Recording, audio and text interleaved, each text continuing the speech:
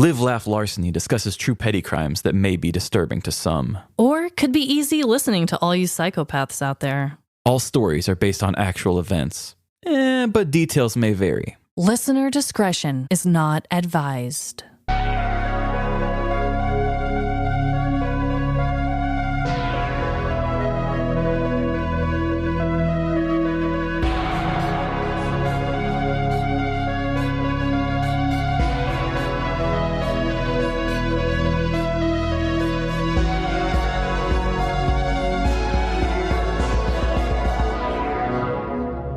Live, Laugh. Larceny. Welcome to Live, Laugh, Larceny, the show your parents listen to after sex. This is Trevin. And I'm Amanda. Mom and Dad, please don't do that. Whew. My bad. And I am Amanda. Don't know if I said that. I don't know if you did either. I was so caught off guard. So, Trevin, Yeah. do you have a dreadful dilemma this week? I have a dreadful dilemma that has been haunting me all damn week. Do tell. We've been like nothing on Instagram this week because I have just been dealing with other stuff. But I got served a poopy flavored lollipop in my life, and it comes in the form of car problems. Oh, God. That is a poopy lollipop. Emily and we just spent the day together. Us three did, and we didn't slip this up to you at all, surprisingly. So last week was nothing but car problems for me. Oh, God. I got up Tuesday morning. I went to start my car. Nothing happened. It didn't click. It didn't do anything. I thought it maybe just needed jump started, even though I knew I had left nothing on. Couldn't get it to work. Luckily, it's a Ford, so they make it very hard for you to move it when it doesn't want to work for you. Mm-hmm. So I got it out of my garage. Had to pay to get it towed 1.5 miles to the shop. $95. Oh, God. I was going to ask. So I had to miss a whole day of work to do this. Oh, my God. So that was the day that you're like, I'm unexpectedly at home. Yes. Okay, I never pushed. I don't know Yeah. why. Usually I do. Mm-hmm. Yeah, it's never good things. I'm usually like, what's going on? So paid $95, got it towed to the shop. You can't put it in neutral by just pushing a little button. I have to pull up a panel and then push a button up inside the shifter to let me put it in neutral. Personal. Yeah. I had been fighting it all day. We get it on the tow truck. It gets there. The second we drop it off, I have to put the key in to do this. And then it stops reading gears completely. Oh, my God. So when you want to pull your key out, you put it in park and pull it out. Well, now it says you're not in park anymore. It thinks it's in drive or something. Oh, my so God. it wouldn't let my key out. Oh, my God. So they're closing. The only guy who's there is not a tech. He comes out and talks to me. He's like, hey, how can I help you? And I told him, he's like, shit, I don't know anything about cars. Sorry. He said, you're good to leave your key here and leave your car unlocked if you want, but it's at your discretion. And if something bad happens to your car, it's, not my problem. So it was going to be outside? Yeah. It wasn't going to be in the shop? No. All the bays were full. Oh, no, Trevin. So I sat there and I was already so sweaty. It was one of those really hot days. My face was already like beet red, sweaty. And I stayed out there for an extra hour trying to get my car to release the key. Oh, my God. Couldn't. Oh, my God, Trevin. This is horrible. I finally cleaned out my whole car. And it was like, whatever, if somebody breaks in, they're taking a pair of old shoes and that's about it. Left. I called the next day. They said, oh, we're having a hard time getting it into the shop because they didn't figure out the little trick I figured out to get it neutral. I said, look it up on YouTube. It'll show you how to do it. Next day they did it. They said, yeah, we think your TCM went out, which is your transmission control module. Oh, God. He said, but the good thing is they're really bad on these cars. I drive a Ford Fiesta.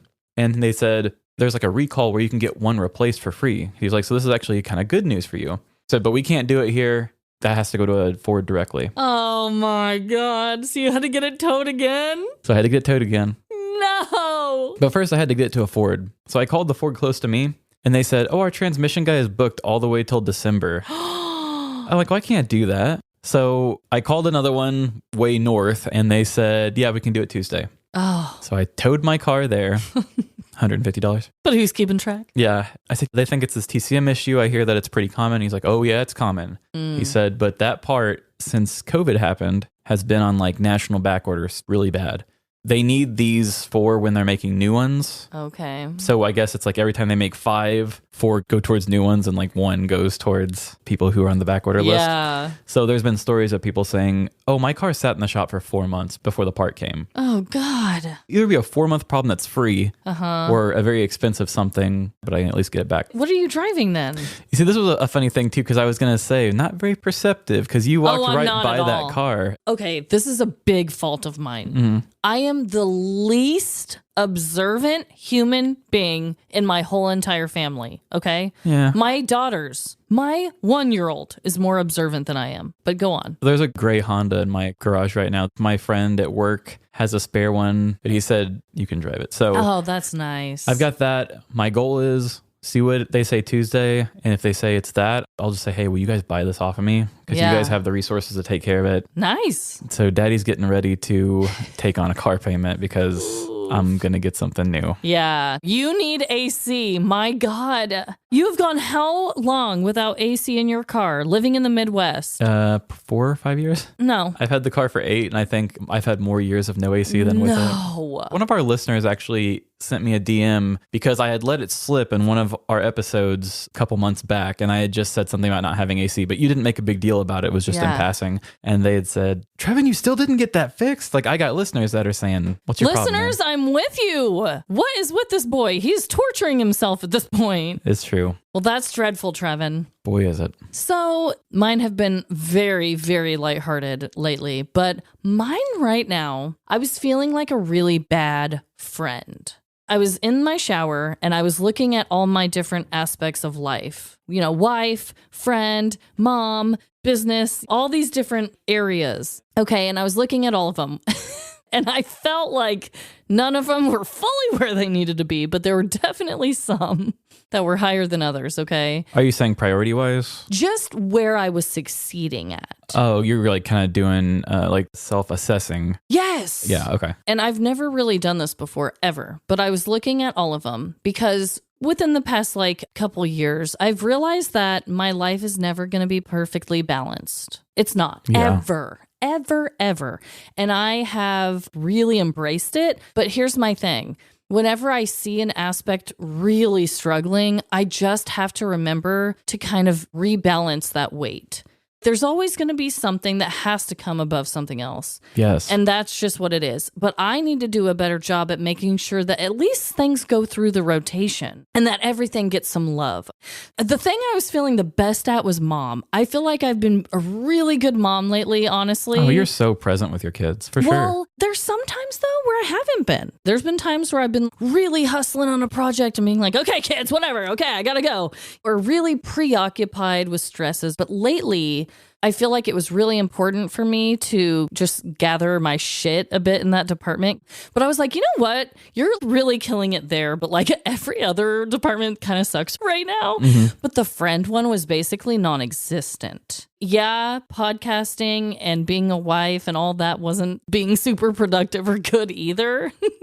But the friend one was non-existent. I mean, I wasn't reaching out to any friends. So recently, that's been my new thing where I'm like, okay, I need to set a time for some friendships or at least reach out to my friends. Like my friend Sarah just had a baby. I need to plan a trip to visit her. Mm-hmm. I need to text my friends back and just try and make them more of a priority or check in more. That's what I'm trying to do. But I just have to remind myself it's always going to be revolving and everything at least needs to get some love. Right. So that's where I'm at. Yeah, there's just not enough hours in the day. Yeah. Like I know there's that meme floating around that's just like, oh, I got to get 8 hours of sleep and I got to work on things that matter to me and I got to be a partner and I got to have a job. And how am I supposed? Yeah. There's just so many of these things that we have to do and prioritizing. And I'm like that too. I'm not a list maker per se. Like I don't write them down like I know a lot of people like to do. Mm-hmm. But I do make priority lists in my head. Mm-hmm. And Emily and I had an argument a couple weeks ago about doing the dishes. And it was during a very stressful point where I was getting ready to let go of a couple shows that I wasn't going to edit anymore. I'm always usually the guy who does the dishes in the house. Mm-hmm. And I hadn't been doing them. And it was just like, hey, you're not doing them. I'm like, oh yeah, I knew that. That was in my list in my head that thing went to the very bottom because I couldn't do everything. Yeah.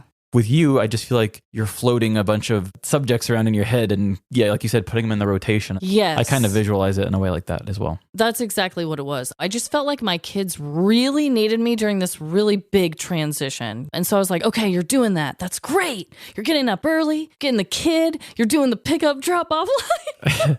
But then I was like, wow, everything else is slacking. So I've recently went to lunch with friends. I've checked in on friends. I'm just trying. I'm trying, Trevin. It is also interesting to hear this from you as well, because, you know, thinking about it, that's true. You really haven't been. Yeah. Amanda's always been the person who, she is like the heart and soul of the friend group, to where some of us people are friends just because of Amanda. She was always the center of it, and her house was always the party house. Yes, for so long. It's like, when does Amanda have a party? And now it's basically... Halloween. Yeah, it's usually Halloween, maybe Birthdays. a Christmassy one. Yeah. If you're a good enough friend, you're going to the children's birthdays. Yep. And then maybe if her or Jordan are having a milestone birthday, which you were supposed to have one. But Oh my God. I know. I haven't had a birthday party in a really long time because I'm always ill. yeah, and not the cool 90s skateboarding ill. Thank you for kind of relating with me on that one. I'm just going to be a juggler. I think we all are kind of forced to be. Yeah. So today, Trevin, we are going to be doing some trivia. Whoa. Trevin, we do not have the rights to say that. Let's have a fun time. We are. And I think when I brought that up to you about 20 minutes ago, you were surprised by that. Oh my God. You guys, I don't know what I was thinking. That's never happened to me before. I've never come and forgotten my segment. I had a killer fact. I had top 5. I had all these other things. No trivia. But guess what? The internet works wonders. And I've actually found something really fascinating. I'm excited to figure out what this is. For some reason, I feel like you're going to know this. Okay. But it's still an interesting fact nonetheless. Are you ready? I was born ready. Disneyland's famous Pirates of the Caribbean ride used to include which real feature?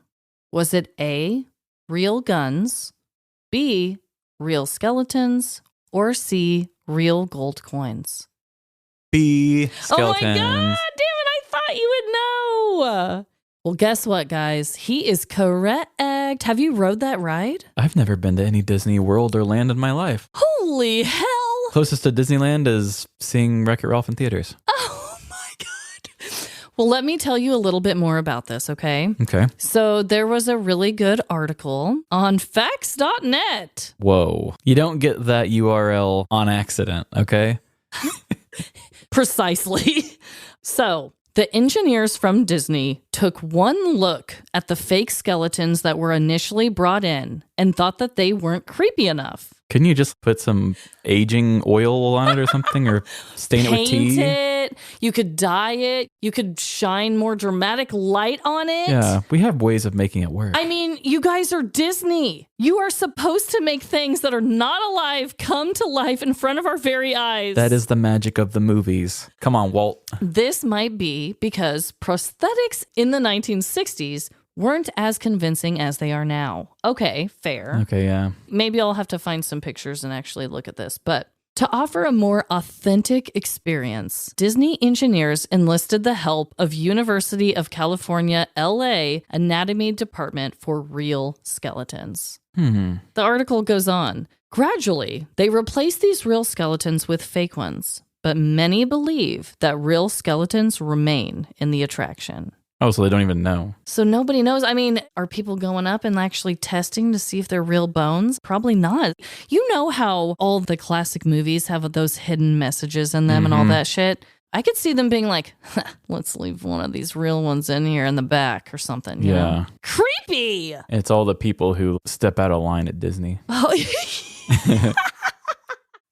so how did you know that? I mean, that is kind of a common thing, isn't it? That people know or no? Yeah, I've read it a couple times. Okay. But I didn't know how they got it or anything like that. Like I said, maybe once we see the pictures and I see how shitty the prosthetics were back then, maybe I'll think differently. But I feel as though the fake skeleton should have done it. It's a kid's ride. It's a ride. Yeah. Like, what are you trying to do? Scar the children, obviously. Scar the children. Hashtag scar the children. Well, that's odd to me, but why don't they just let a beagle loose? They'll find the real bone. That's true. That's true. Release the dogs. Mm-hmm. Who let the dogs in? Okay. Well, I've got a trivia for you, and it actually has to do with a character that you've referenced once in one of your stories. I believe it was a personal story of yours, and it was an ex-boyfriend. Okay. And do you remember what fake name you had given this ex-boyfriend? Rasputin. Oh, shit. So I actually want to talk about his middle child, Maria Rasputin. Maria Rasputin, middle daughter of Grigory Rasputin, the mystic monk, went on to become what after her father's assassination? Is it A, a member of Hitler's cabinet, B, COO at the Ford Motor Company, or C, a lion tamer? I'm going to go with B. You are incorrect. Damn it! I tricked you. Really wanted that. I wanted it so bad for multiple reasons. She's the middle child. I wanted to pick the middle one. My answer was the middle one. Usually we're on the same wavelength. I thought that it would tie into your dreadful dilemma. Yes, that was there just to trick you. Shit, I fell for that. So Maria Rasputin was actually a lion tamer. No way. I thought that was seriously the most far-fetched one. Okay. I'm actually coming from University of Bloomington, Indiana.edu. Ooh. Because that's actually where she moved to. She moved to Indiana after she fled from Russia. Whoa. So weird. So following the revolution, Maria and her husband, Boris, fled Russia. They said she pinballed through the Middle East, Prague, and Austria before finally setting up in France for a while. Boris worked at odd jobs to support his wife and 2 daughters, but he died of tuberculosis in 1926. Maria found employment as a cabaret dancer before joining the circus. Ooh. I guess while she was on the circus, she also did a really macabre cabaret dance of a dramatic interpretation of her dad being assassinated, which I imagine probably brought in a lot of tickets. Whoa. That was another thing too, is like her name helped get her out there. She continued to perform for various European circuses into the 1930s. But by the mid-1930s, all of her family had already been put to death in Russia or had just died. So she moved to a city called Peru, Indiana. And she worked for the Hagenbeck Wallace Circus, which I guess was probably like the 3rd biggest circus back in the 30s. There was Ringling Brothers and Barnum and Bailey were there, and then they were kind of the next one up. Oh, wow. But she was actually a lion tamer. One of the ads for her, like, come see her at the circus and stuff. The header says, Rasputin's eyes, they live on in his daughters now. The punctuation's weird on it. They live on in his daughter. Now here, seeks to clear father. Underneath it, it says, Maria Rasputin, daughter of Russia's mad monk, performs a man's job in training animals. But she likes her makeup like any woman. She is pictured at her hotel after her arrival yesterday. I just wanted to bring that up too, because the very one way of viewing thing, sexist wording is so funny. Oh my God. They're like, yeah, she does a man's job, but she does it with a lot of makeup on her face. Yeah, isn't that crazy that a woman can do something that only men should be able to do? It's like this is going to come out really bad, but she's like a trained dog or something. Yeah, that's how it comes across. It's like no other woman could ever learn these human skills. Wow, good for her. Yeah, what the heck? So yeah, she was a lion tamer. Whew, I thought that was totally made up. Yeah, that seems pretty far out there. And with our circus party coming up, I was like, what? He's just trying to mess with me. I don't know. I just did not think that was real. That is so damn cool, actually. And how eerie. Her father's eyes live on through her. Yeah, advertising was different back then. I love the drama. Yes, that's an attention grabber from the get. But then the deeper that I think about it, the more it really creeps me out. It really makes her a sideshow attraction just because of who her dad is. It's like, sorry you couldn't meet this crazy dude from the past, but the closest to seeing him is seeing this woman. Yeah. Who's also doing a man's job. Yeah, with makeup. Oh my. Well, you know what I think we all could use right now in this time? A moment of silence? A moment of ads.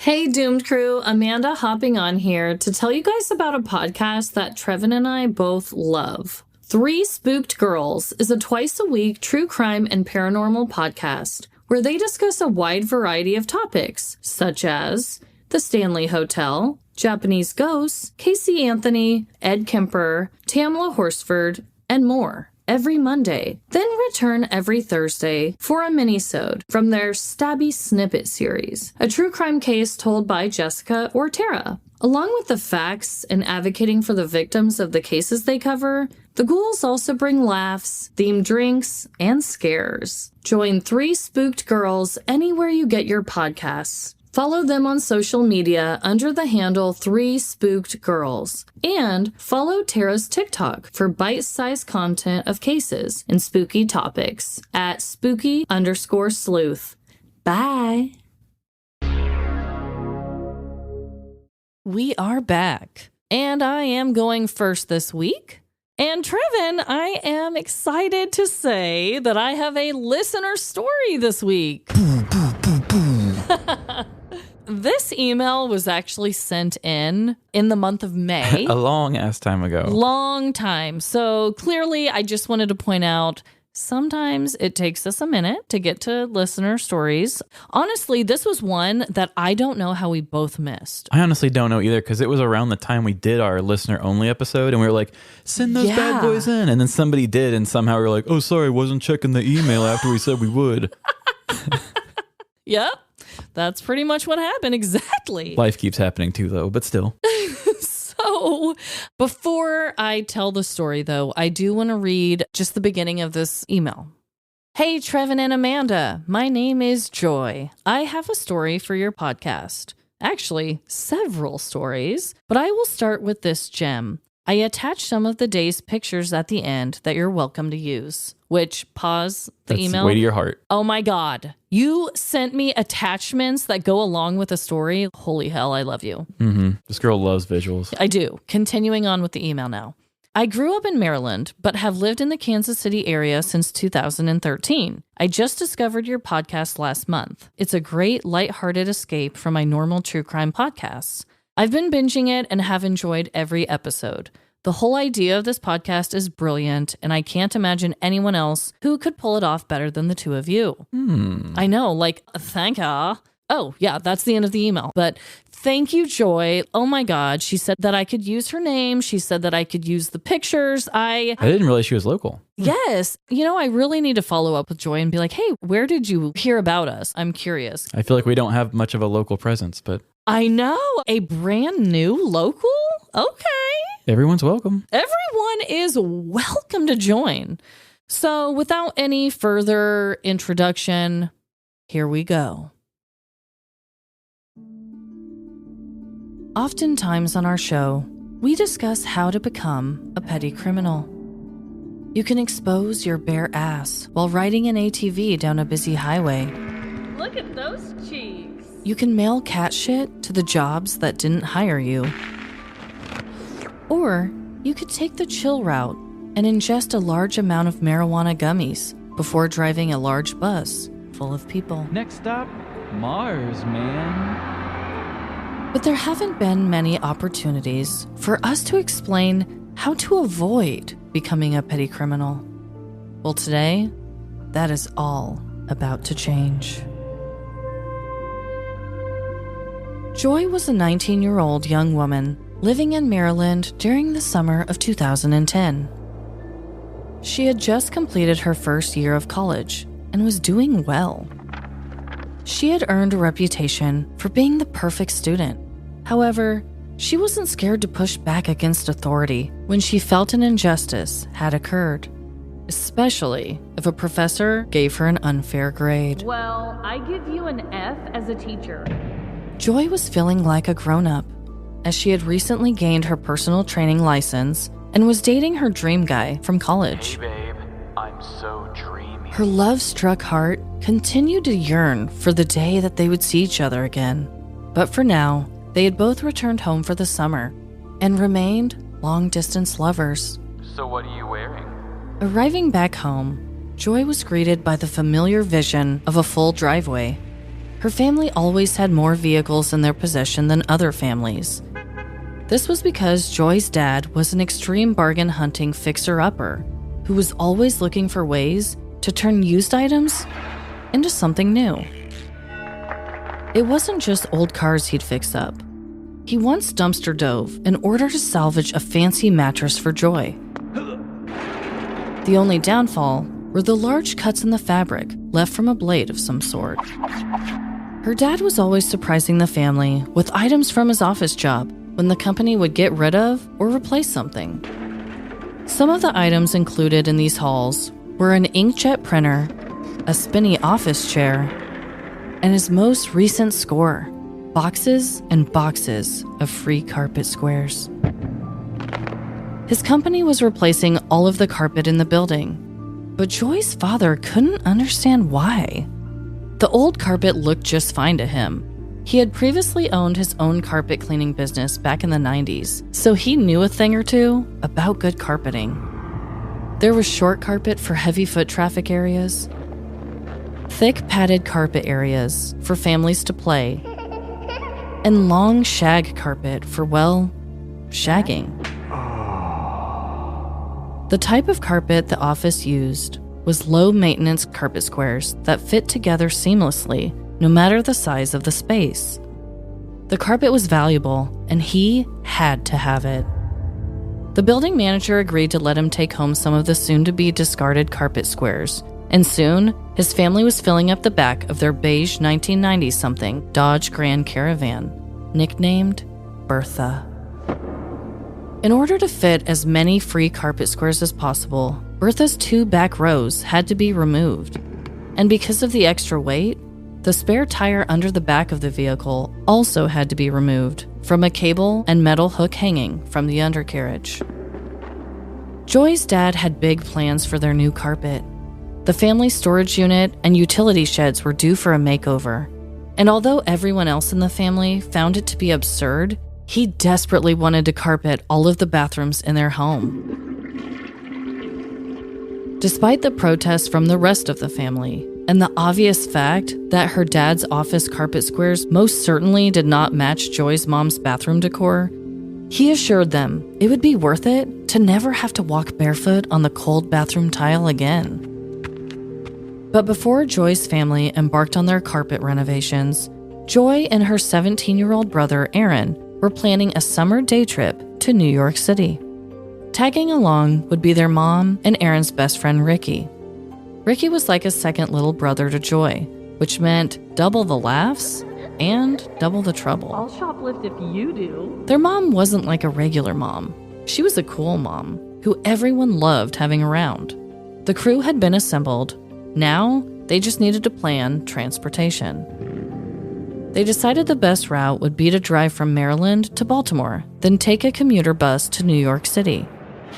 After asking Joy's dad which car would be available to drive to Baltimore, leave in a sketchy parking lot, and then return late that evening in, he replied with one name: Bertha. The fact that Bertha was still half full of carpet wasn't the only issue with driving her. The rearview mirror was non-existent, and the fabric lining attached to the roof was held up only by push pins to prevent it from hanging down onto passengers. This was all besides the fact that there were still no seats or seatbelts for those riding in the back. But where Bertha lacked in seating, she made up for with carpet squares. Joy's dad removed enough squares for Aaron and Ricky to have space in the back to recline in luxury. With bus tickets in hand, Joy, Aaron, Ricky, and Joy's mom piled into Bertha and left for Baltimore bright and early. Somehow, Joy was given the privilege of driving Bertha. She quickly realized that even with part of the carpet squares taken out, the van rode extremely close to the ground. The extra weight in the back caused the van to sway side to side while picking up speed on the highway. Regardless of the bumpy ride, they made it to the bus on time and made it to the Big Apple. The crew had a super fun day of being tourists, and Joy took many RC photos on her digital camera to remember the day by.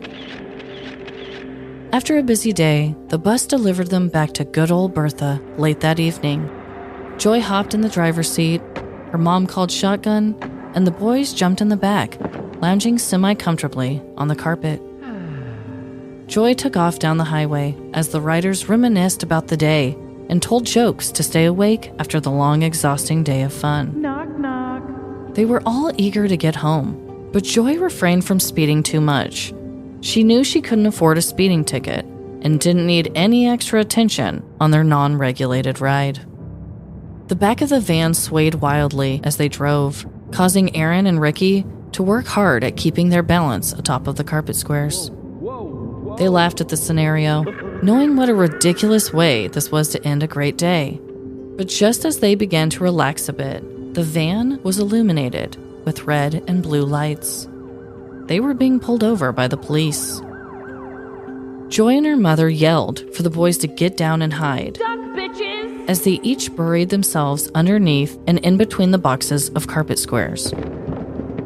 As the officer stepped out of his vehicle and approached the rolling hazard of a van, Joy began to spiral, thinking of all the trouble she was about to be in. Although the registration was in the glove box, it was most likely expired, not to mention the missing rearview mirror and the back row seating. Joy prayed that her license would be enough, that the officer didn't think she was intoxicated, and that he wouldn't notice the 2 young passengers hiding in the back. Resigned to her fate, she sighed and waited for the officer to approach her window. The officer walked slowly towards Bertha from behind, shining his flashlight across the back and side of the van. He approached the van cautiously until he reached the driver's side door. Joy began to vigorously spin the outdated window crank round and round in order to get it open for the officer. Good evening, ma'am. He said, peering in the window at Joy and her cool mother. Joy gulped and replied with a simple, "Hello." She fully expected the officer to ask for her license and registration, but instead, another question came. Are you aware that there are sparks flying from the back of your vehicle? Joy was completely caught off guard by this surprising question as she tried to find the words to respond, but the officer continued on. If you sit tight, I will go back and investigate. Joy and her mother grabbed hands as the officer and his flashlight made its way towards the back of their bootleg transport. After a minute or so of examining, the officer walked to the front of the van with the news. So I believe I've found what's causing the problem back there, he stated, as Joy waited for him to tell her to step out of the vehicle and put her hands behind her back.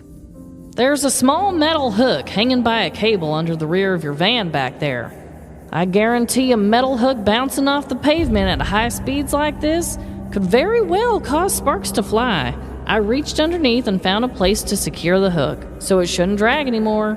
You ladies drive safe and have a good night. The women were beyond relieved as they thanked the officer and watched him pull back into the highway. Once the coast was clear, everyone in the van let out a collective sigh of ease. Aaron and Ricky then disentangled themselves to get out of their hiding spot wedged between the carpet boxes. The crew laughed their way back onto the highway and safely home. Well, damn. What a bumpy ride we have all been on. I guess in all fairness, this story didn't really explain exactly how to avoid becoming a petty criminal.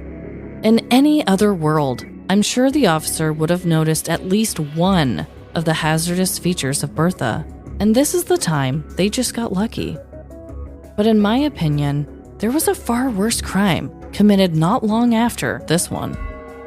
Joy's father did end up covering the beautiful custom tiles that they had in their bathroom with, yep, you guessed it, carpet squares. And although the functionality and aesthetic of a carpeted bathroom sounds criminal to most of us, Joy's family never had to deal with cold feet while using the toilet. And that is something we can all learn from. Yeah, I don't think I like carpeted bathrooms.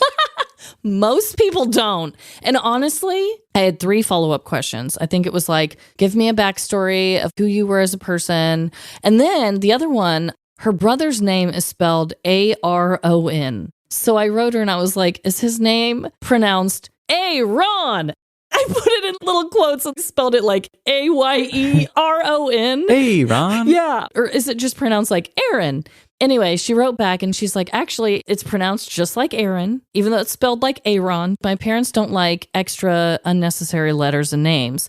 She's like, instead of me having the name Joy Lynn, like two separate things, her name is Joylyn. There's no extra N or anything. And then Aaron is just like Aaron with one R and one A and, all the things. So anyway, I thought that was really funny. So they don't like extra letters, but they don't mind getting a bunch of extra stuff. Yeah. You know what? You got to fill your life up with a limited amount of things. So letters had to go and be replaced with carpet. Yeah, we hoard stuff, not letters.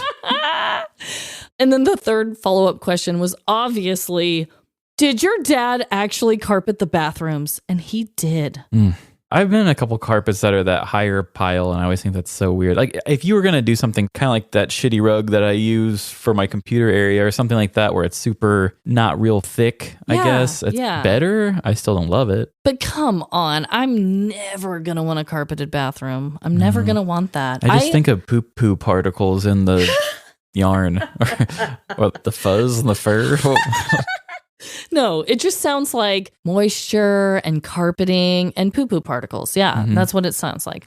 I also wanted to say this. This was another listener story that was basically written out so beautifully and well for me. I love them. That I made my own tweaks, but I mean, it was so detailed. I didn't have to ask any real details about the crime itself at all. I mean, I had everything. That's why maybe I struggled a little bit more on reading today. I don't know, because it wasn't your words. It's not my word. It's not my story. It's not something that I really thought through. It's something that I was given and then you tweak it a bit. So it is different. Regardless, I'm sure it'll come out fine, but my God, I was stuttering all over the place. Yeah, we've all had those bad days that luckily I don't remember most of what the stories are that I struggled on anymore when I go back and listen to them. Thank God for that. Yeah. So one very important question about the feng shui of all this carpeting. Okay. Did the carpet match the drapes? I so should have made that joke. You're so right. That was a missed opportunity. Hey, it's totally all right. But you just took it, so not missed. I didn't not want it to be missed. All. Yeah, it still needed to be somewhere. I don't know. That should have been another follow-up question. Joy, let us know. Yeah.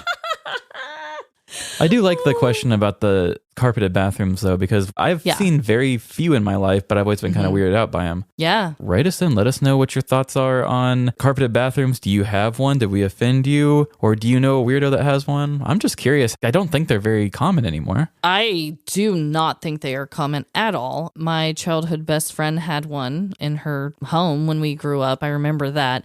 But even then, I felt like, this is weird. I've never seen this before. Kayla's family, they had one little toilet room right off the living room. The only thing was in there was a toilet and a sink. Yeah. I think that was carpeted, but they also had a black toilet in there. Oh, weird. And I tell you, a black toilet is very strange. It's like, what's going on in there? Yeah, it's mysterious and deep. But I love our listeners and just you guys, thank you. And if you do send us a story and it's beautifully written and so detailed, like that is so helpful. And if we don't get to it for months and months, we love you. I love the listener stories that get it, like get what we do, because what other podcast can you send in a story of carpeting squares in the back of a van and not getting arrested? I mean, I guarantee it. There are 1-star reviewers out there that say, these people are so unaware. Why are they telling stories that are this dumb? They don't get us. They don't get it. And I love that other people jump on board with it. That's why I like the listener stories and the personal stuff, because the dumb criminals and the big things they do are fun. Yeah. But then also just the funny stories that we all kind of have, we all have one like that. Everyone has to. Not everyone has this insane, big, true crime thing that happens to them, right? Yeah. Like those are very rare. But all of us have done something stupid that was a misdemeanor, right? Or borderline, or just something weird. This one, no crime was, a crime was committed, but no punishment happened. They got away with it. And it was a very small little thing. Everyone was safe. That's the shit that I love. And yeah, you're right. No other podcast is doing that. And the funny thing too is, to Joy, this is a moment that's really stuck with her. In some of these situations, like our listener story about the laxative cookies and stuff like that. Right. They still are sort of, I don't want to say traumatic, but they really imprint themselves on our mind. And so, yeah, sure, it sounds like a very dumb, small thing when somebody tells you about it, but that's the fun thing about us making them into full-blown stories. Sometimes in podcasts, they'll tell a story, and it's one of those you had to be there stories. And I hate you had to be there stories because that usually is your way out being like, oops, that story sucked. You just had to be there. Yeah. But the fun thing about what we do is we build that atmosphere back up so people can kind of feel like they experience that kind of cringe of the moment because the cringiness of that moment will stick with Joy forever. I know. And she'll never forget it, even though you bring it up to somebody and they'll be like, that's a funny story, but they don't care. Right. You know? Like nothing insane happened. She didn't get in trouble, but just the feeling of the thought that she might have been. I mean, really, she could have gotten in pretty big trouble. You got people not wearing seatbelts. You got no rear view mirror. I thought that was like a whole fine all on its own. And the mystery leading up to it too. Yeah. I didn't know where you were going with the story. I'm sure. I thought, were these secretly stolen carpets? What's going on? Like, did that guy actually say he could have them, but he really didn't know? Right. Yeah. I know. There was a lot to it. The buildup of her. She was coming home for the summer. What was going to happen? A lot about her dad in the middle. And then the dad's not even involved in the actual part, but he's at fault for it. Yeah. I mean, he gave him Bertha with all the carpet. Bertha. Oh, God. And also, can I just say the fact that her van was named Bertha, and that has been a name that I've used in past crimes. Oh, that just brought me so much joy. Joy! Brought me so much joy, Joy. We even had a listener say they had a barefoot Bertha too. I can't remember if that was in a listener story or just in an email. But Why is it always got to be a Bertha? yeah, millennials killed the Bertha. Nobody uses that name anymore. Oh. Well, that story was great. I'm so glad that we had a listener story. Thank you, Joy. Yeah, those are always a fun change to do. And that's what the show originally was really set up on, was just building up things that weren't big deals. So it's fun to get back to that because sometimes our stuff gets pretty grand now. Oh, I know. It's still not always super big, but yeah, the pendulum swings both ways pretty nicely. Yeah, like this one didn't affect many people. So this week I've got a story for you. And I find this funny that, you know, every year we get the 420 episode. Every year we do Christmas episodes, Halloween episodes. This will be the second year in a row that I'm going to talk football at the start of the football season. Okay, yeah. Last year I was about to do a football story, but I didn't do the story. But I did have the fun football kind of trivia-ish game where you lined up the punishments. Yeah. This year I'm going to do a straight-up football story. Ooh. Because this just needed a little bit of footballness. A lot of people are going to be cheering on our team for this one, so. Yeah. So without any more ado, go team. It's that time of year again. Unathletic men wearing jerseys. Velveeta cheese goes into a state of scarcity. And Sundays become twice as sacred. We've made it to another year of football season. And boy, have I been ready. For the last 6 months, what little bit of masculinity I have has been in a state of hibernation, just waiting for all of my favorite sports stars to don tight pants and shoulder pads once again. Yeah! The white noise of a crowd's cheers will roar, interrupted only by sounds of skulls cracking.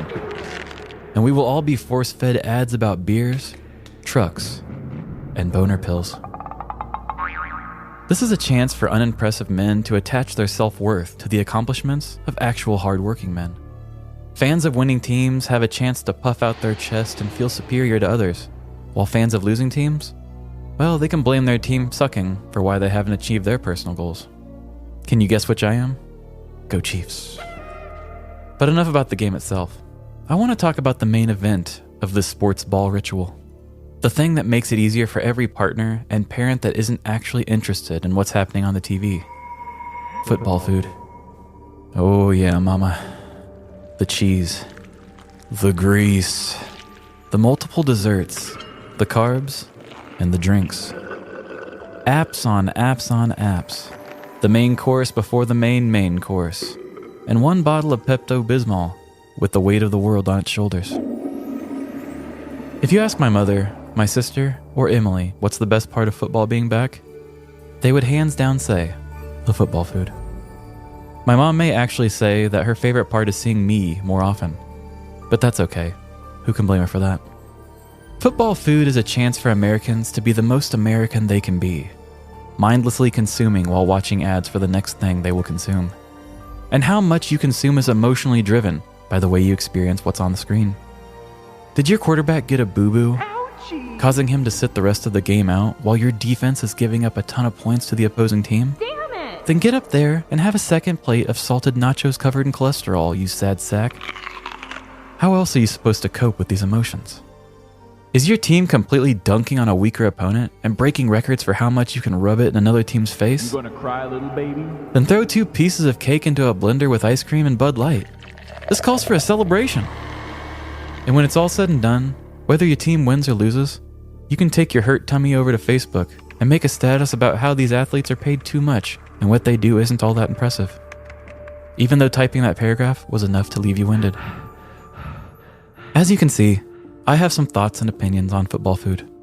I absolutely love the sport and the treats that come along with it, but I have a bit more of a challenge on my hands this year. Working on my relationship with food and being present with my body has been a lot of work, and I mean that within regularly controlled evenings at home. But social events and holidays built around food make me very nervous. The more social stimulation and distractions I encounter around food can really challenge my self-control. Once the season officially kicks off, I know each week is going to be a new battle to fight. Because of my excitement for the new league year and my mental growth during the eating side of things, I felt like today was the perfect day to tell this story. So grab a couple extra napkins and refill your drink before you sit down, because things are about to get saucy.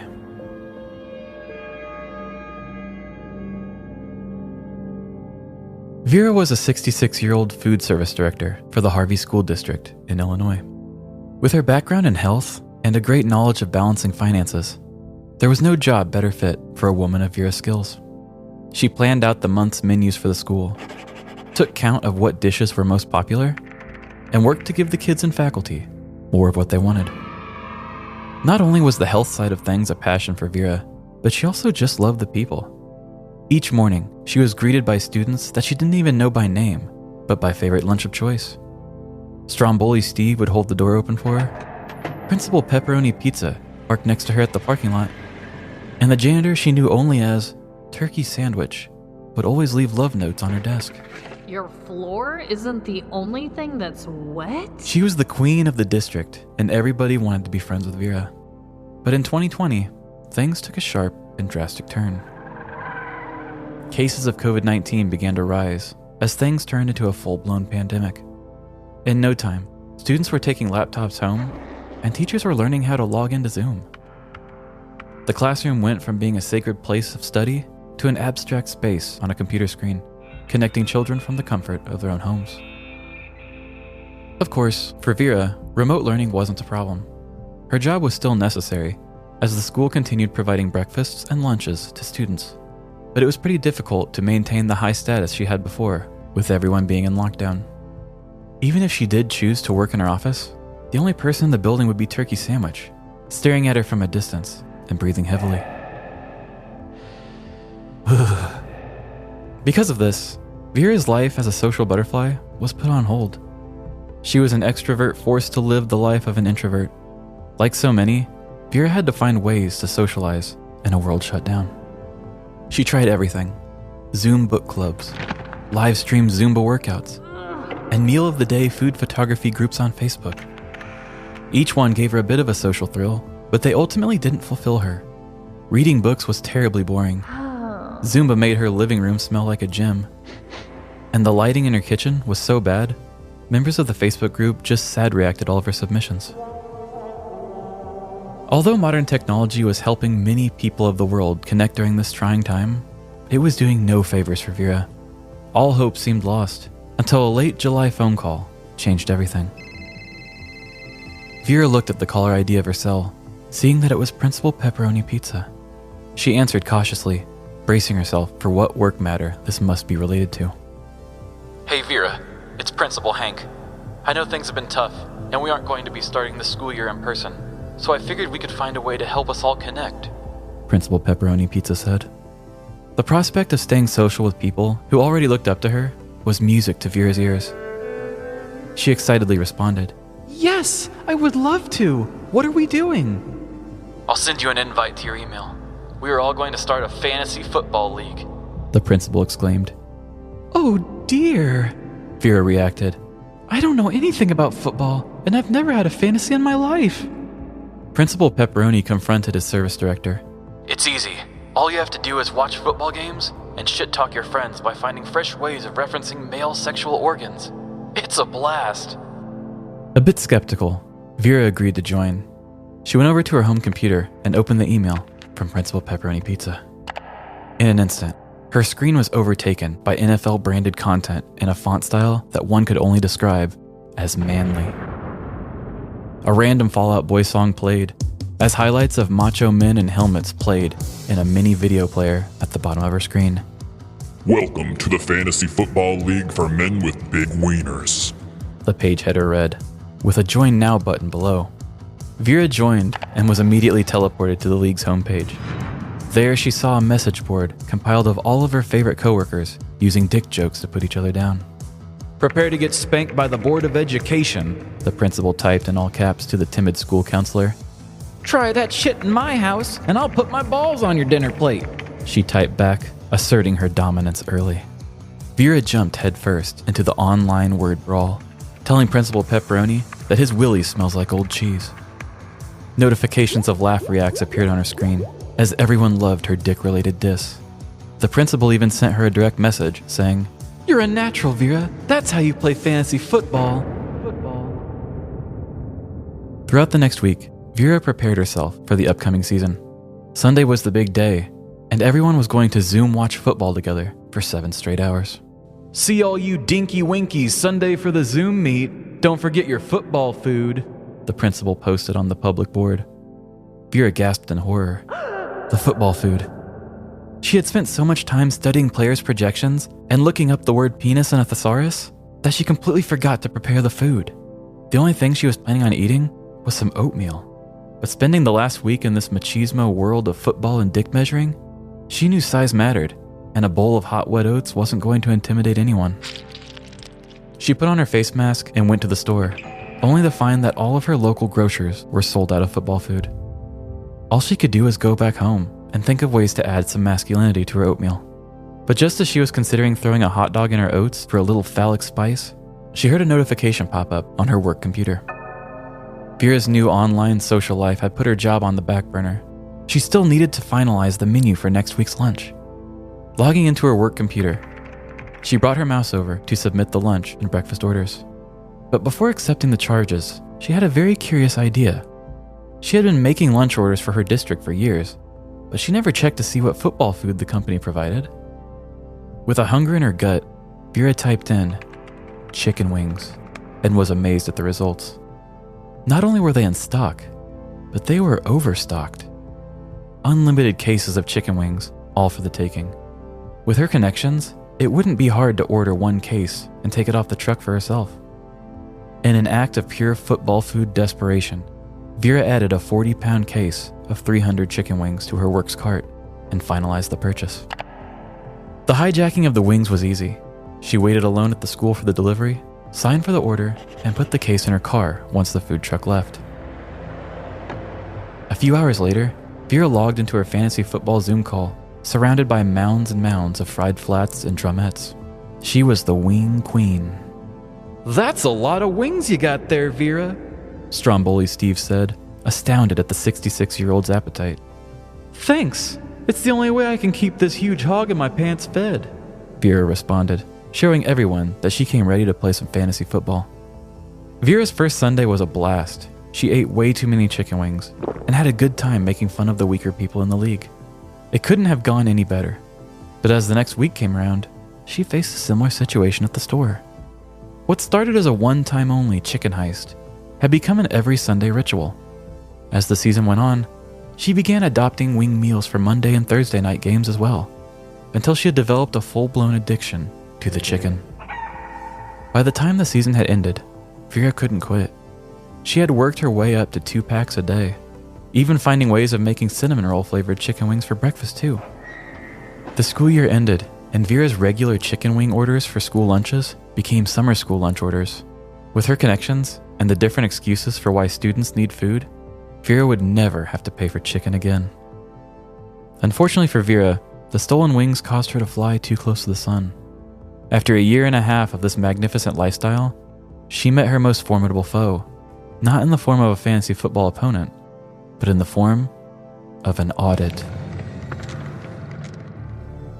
During the COVID-19 pandemic, Vera Liddell, a 66-year-old food service director for the Harvey School District of Illinois, stole $1.5 million worth of food, most of which being chicken wings. From July 2020 to January 2022, Vera would order lunches and breakfasts for remote students, only to purchase extra chicken wing cases for the school district to pay for. Through the span of her 1.5-year heist, Vera had stolen 11,000 cases of chicken wings, amongst other foods. During an audit performed in January of 2022, auditors found that the district had overspent its yearly food budget by $300,000 within just the first half of the school year. According to WGN, Gordon food service workers were all familiar with Vera due to the massive amount of chicken wings she would order. This was especially suspect, as the school district does not serve food to children that have bones. Information on what was done with the $1.5 million worth of chicken wings was never given. Vera Liddell was charged with felony continuing financial crimes enterprise and theft of more than $1 million, according to Cook County State's Attorney's Office. She was held on a $150,000 bond. Okay, so technically the true story behind it all wasn't about football. But we gotta speculate, right? Football food can be some of the most addictive foods out there. Deep fried, sometimes cheesy, and always saucy. It seeps into your pores and fills your heart in more ways than one. But fried football food can be a slippery slope. Mindlessly eating addictive foods will pay a toll, and in this case, that toll was $1.5 million. The court date for Vera was held on February of 2023, but all tracking on the case was lost after that. I'm sure she went to jail for a heist of this size. But really, I feel for Vera. Wings are good as hell. Whether you eat just one or 11,000 cases worth, it's hard to stop. The one silver lining to all of this is that schools and prisons usually share the same food services. And although I consider that a strange and sad thing for our country, it may just work in Vera's favor. So whether you're a football fan or you just get dragged into watching a game with someone, sink your teeth into some greasy, fried meat and think about Vera, because we can only hope that the world works poetically enough to grant her wing night in prison.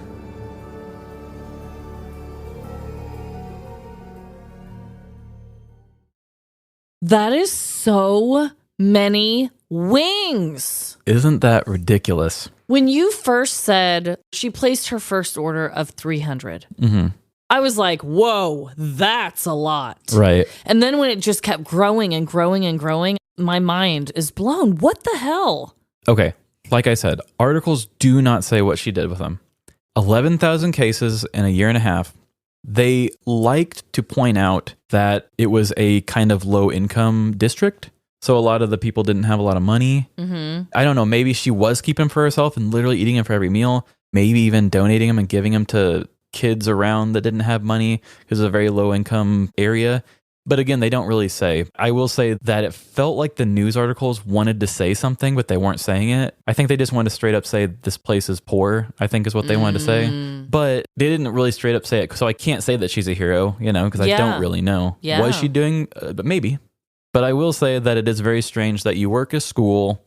If you were trying to do that, you would have probably gotten food that would have been a little more sneaky to hide in there instead of chicken wings. I don't know why being a mom that has a kid at school didn't immediately think there's a wing and a chicken wing. That's not safe. And what the hell? That would never be a thing. But as soon as you actually verbalized that, I was like, well, yeah, of course. This food service place is going to be like, that's really interesting because kids can choke on wings. And why are there so many? Yeah, why am I paying for so many wings to come to my school? They said that she would go to the company in the school van, pick up the stuff, and then on her way back to the school, just drop off her cases at her house and then drop the rest off back at the school. I have so many questions. So obviously, I wish I knew exactly what happened to all those damn wings, because personally, I don't think she ate all of them. That would be so many, unless she had the largest family of all time that lived with her. Maybe she kept them, but I guarantee she was probably freezing them, flinging them. I don't know. but she probably shared them, I would imagine. I would assume. So it's hard for me to really hate on her for that because people need food. Hello. However, when you said the school had gone over budget, what was it, like 300,000? For the yearly budget was over 300,000, and they were only halfway into the year. Yeah. If you're trying to help your community and you're trying to feed people, like, yes, I get that. But also, what is that going to do to your school? The school's probably already struggling plenty, especially being, like I said, it seems it's a low-income district. I'm sure the school's probably not giving a whole lot of help either. Damn. Yeah, maybe if she was like trying to help and give all this food out. It's a weird choice. It's a perishable item, which really makes me like the way that you came up with this. It's either like wings are her favorite thing in the world, or I don't know, meat is very valuable. Yeah. I don't know. Chicken is like the cheapest of the meats, though. I don't know. I don't know either. It was so hard for me to do because, like, obviously I wanted to do the football food thing because that's just so funny. And even I think one of the articles somebody was like, that's one weird way to do a Super Bowl party or something like that. Like witty news writers. But it was so hard to figure out because I can't think of a world where this person just isn't a dumb criminal. You know what I mean? Like, even if you're a hero and you're helping your community, you should have maybe switched around the types of food a little bit, made it things that your school covers so you could at least kind of try to get out of it. You weren't worried about how it was looking on the books to have blown your yearly fund there. Yeah. She ordered the food ahead, and I think she also did financial stuff. When you have that kind of control, it's easier to steal things when you can do the accounting stuff. Oh my God, yeah. So if you're going out here only getting a food your school doesn't cover, and you're not even paying attention to make sure that you're not spending too much to be noticed, I can't imagine any world where this wasn't just, you're not a smart person. Yeah, and it's the excessiveness. It's like, why? And why chicken wings? That's why I made the joke about cinnamon roll flavored chicken wings. There is only so much you can do. But I mean, I guess you opened the world wide open with that. Yeah. I would have loved it if they would have just said that she was backdoor supplying a restaurant in town and making money or something. Like, that would have been cool too. But I have nothing to really go off of. We will never really know. Unless, Vera, you want to hit us up? After hearing this, Vera's not going to want to talk to us, I don't think. No, she's not. Connections? Oh, I didn't even think about that. I was just focusing on my ability to read later. Oh my God. The whole episode. Me too. Me too. Okay, I have found the connection. Okay. Having one item in excess. Okay, so a ton of carpet squares. Okay. A ton of chicken wings. She very well could have been hoarding chicken just as much as Daddy was hoarding Yes. carpet. Yeah, so just an excess of hoarded materials of one thing. I like that. That is a really obscure connection, but that's what I got. But that is a good connection. Yeah, it really is. That is kind of a really weird thing that they both specifically did. Yeah, what you gonna do with all that stuff you got? Yeah, that's a lot of carpet. That's a lot of chicken wings. 11,000, that's cases. So you're talking more than 300,000 chicken wings. That is so much. I can't get over that. But yeah, that's our connection this week. Next weekend, we'll not have an episode. I am going to be at CrimeCon, and with my car issues and everything else going on, there's no way in hell I was going to be having a episode completely ready in time for that. So I'm sorry, guys. You'll have to miss us for a week. I think we're going to be doing a feed drop with my good friend Shane Waters. So we're going to have a week off. The week after that will be an episode that I record before I leave, so it won't be about CrimeCon. We'll get you updated, don't worry. Oh man, yeah. You might miss us a little bit next week, but if you get on social media, I think, Trevin, if you could take so many little videos and pictures, and maybe I can compile them as you're making them or something, we can keep people up to date. Kind of like they're at CrimeCon with you. So if you miss us, go to our social medias. We'll try our best to keep that updated, and you can follow along at CrimeCon. I am so excited that you're going. So jealous. I have no idea what to expect. Whew, you're going to meet so many cool people. I can't wait. But until then, guys, I hope you are all having a great week. And just remember, no matter the crime, big or small, in the end, we're all doomed. Doomed to hoard something obscure. Bye. See ya. I'm sorry if your name is Bertha, but for everyone else out there, thank you so much for listening to our show. And do you have the tastiest, greasiest, sauciest football foods? Share some photos with us on social media. Follow us on Facebook, Instagram, TikTok, or Threads. Live, Laugh, Larceny. And if you have a listener petty crime story, we might wait a few months, but we will get to it eventually. So send us yours to livelaughlarceny@gmail.com. And give our show the same rating I gave the first shop that looked at my car. They couldn't help me, but damn, they were nice. 5 stars. Rate our podcast on Apple, Spotify, or Good Pods.